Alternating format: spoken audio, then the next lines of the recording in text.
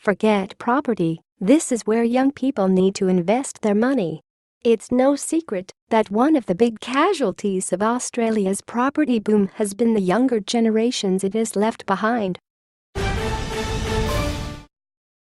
The property explosion has meant that only the wealthy, or those assisted by wealthy parents, can afford a home in Sydney or Melbourne, while simultaneously helping investors achieve great returns through lucrative tax breaks in the form of negative gearing.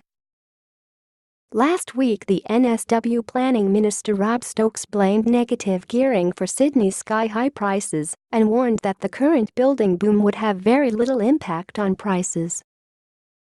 Why should you get a tax deduction on the ownership of a multi-million-dollar holiday home that does nothing to improve supply where it's needed? Mr. Stokes said in the speech. Prime Minister Malcolm Turnbull has again ruled out reviewing the policy. CoreLogic head of research Cameron Cusher agreed it was time for younger people to think about investing in asset classes other than home ownership. Young people, I suspect, don't even think about trying to buy a home in Sydney as it's too expensive, Mr. Cusher told news.com.au. The challenge is what else to invest in. So where should you look? Physical assets.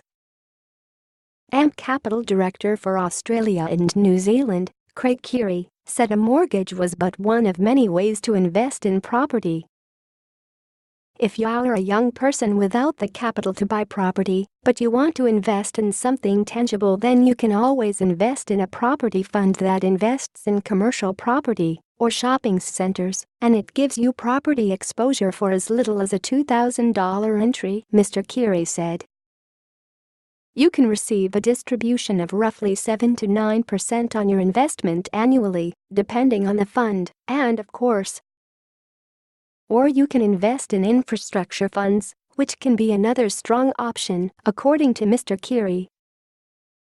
Considering the global investment in toll roads and infrastructure, it may also make sense to look into funds investing in toll roads or airports, and, once again, you don't need a lot of money to get started, he said.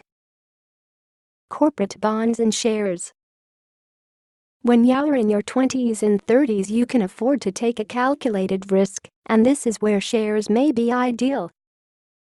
Prosperity Advisors Director Gavin Fernando said shares suited those with a decent sum on cash, between $5,000 and $10,000, with international markets offering the greatest amount of diversification.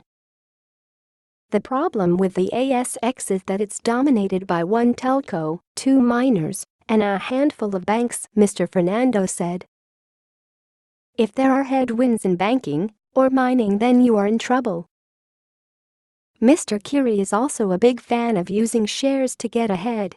He cites the personal example of investing $2,000 in shares for his son 18 years ago, which has since matured to $20,000.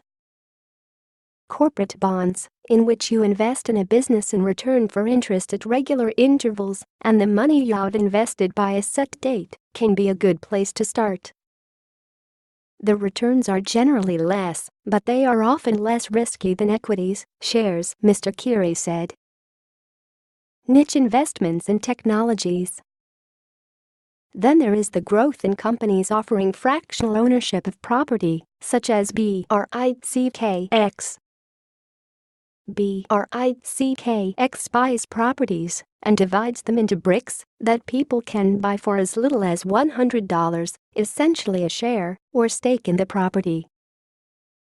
People like this concept because they are buying something tangible, said independent financial commentator Heidi Armstrong. There are now lots of creative ways for people to invest in property. Similarly, the new app Acorn Australia lets you invest for small amounts of money.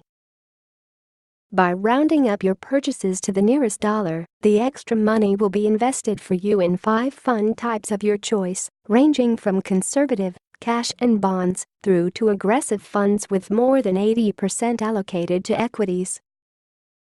It's good because you don't have to have bundles of money, and it's a good way to learn about the share market, Ms. Armstrong said. Think old school. Or here is an idea. If the modern platforms aren't your cup of tea, you could take a distinctly old-fashioned approach by investing in antiques. Chris Hughes from the Brisbane-based Antique Guild said there was good money to be made in antiques if you did a bit of research first. Recently, we sold a piece at auction in Melbourne that was bought for very little 7 years ago, Mr. Hughes said.